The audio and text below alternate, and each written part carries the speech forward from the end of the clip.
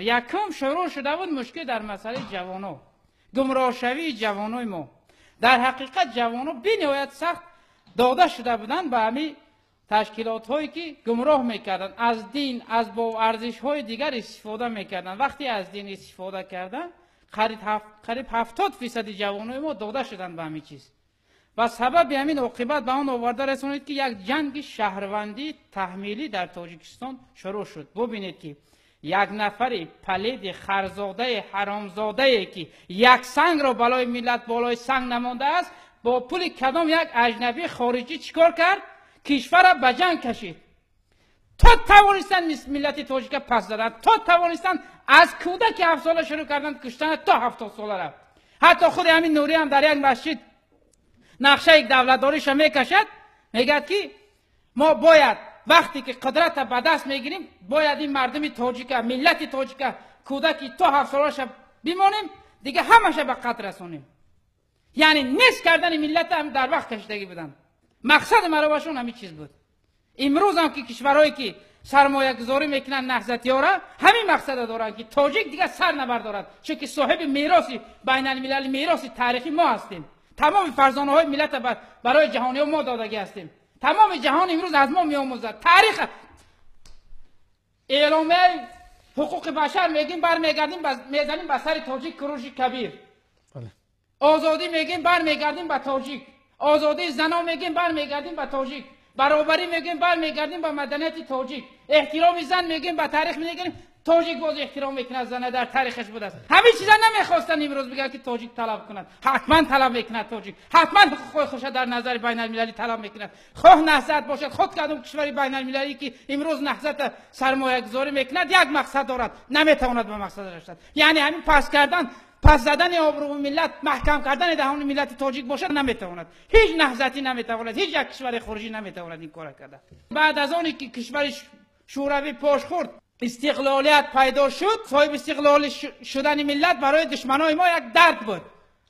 افسوس میخوریم که این درد خائنا و واسطه پول و دیگر امکانات خودشون چیکار کردن؟ به سر همین یک چار گمراه زدن. در ایران یا در دیگر کشورها راحت میکردن، در اینجا جنگ میرفت. مقامات پلیس بگناه کشتگی هستند. همه را به خاطری که در همین برای حفظ ترتیبات ملت کار کرده است به قتل رسانیدن. سببش چی است؟ یک بدبینی است. سببش چی است؟ بهانه‌کاوی، دروغ است. چی است مقصد؟ همین تاجیک از امکاناتش محدود شود. تمام دولت‌ها، ابرقدرت‌ها، کشورهای اروپایی در حیرت ماندند که چه خیل همین قدر فرمولاهای گوناگون جاسوسی کار کرده بودند که پر نیت پاره کردن دولت داشتن، چه خیل تاجیک صاحب صلح استقلالیت شد. همه در حیرت ماند. این فرمولای نجات ملت است که تاجیک به سعادت رسانید و سرزمین مقدس تاجیکستان امروز بهترین بهشت روی زمین برای تمام تاجیکان گردیده است. این است باید هر یک نسل امروزی که هست، هر یک فرزندی که هست، هر یک جوانی که هست، پیش از آنی که به یک عقیده و یک اندیشه بیگانه چی میکند میگرود، باید اندیشه کند که دیروز ما کی بودیم، چه حالتی داشتیم و امروز به کدام حالت رسیدیم. امروز هم ما کیا را داریم، کی دشمنی ما هست، کی دوستی ما هست. این مسئله ها را باید اندیشه کنند.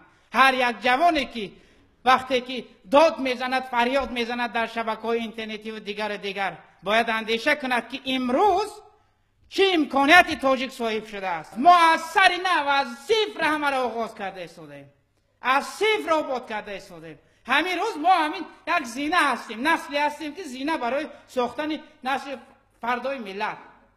یک زینه عذاب میکشد، رنجش میکشد. این دوره گذرش همین است. زینه دویم، نسل دویم بعدی که میاد راحت میکنند، نسل سوم ثانی باز راحت تر میکند و رحمت به ما میگه که همین مردم صبر کردن، استقلالیت و وحدت حفظ کردن، کشور آرام آباد نگاه داشتن. این مسئله است.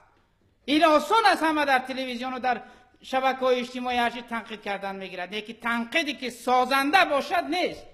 تنقیدی سازنده را همه میتواند، اما تنقیدی سازنده نیست. دشمنای ملت کسی هستی نیستی، اما نهضت دیگر که هستی، لیکن ناموستان نفروشین.